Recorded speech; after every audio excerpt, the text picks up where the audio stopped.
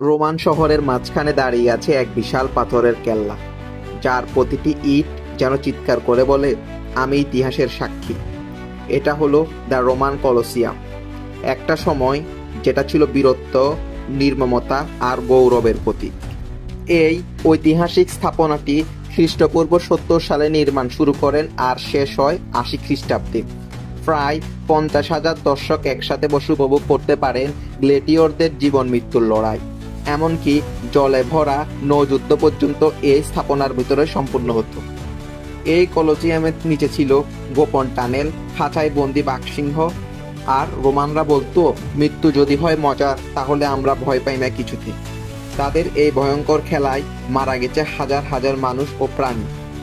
আজও এই স্থাপনাটি আংশিক ধ্বংসপ্রাপ্ত, তবুও এটি বিশ্বের সপ্তম আশ্চর্যের একটি।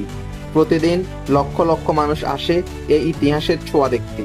কলোসিয়াম আমাদের মনে করিয়ে দেয়, মানব সভ্যতা যত উন্নত হোক না কেন, বিনোদনের নামে যদি সহানুভূতি মরে যায়, তবে ইতিহাস তাকে কখনো ক্ষমা করে না।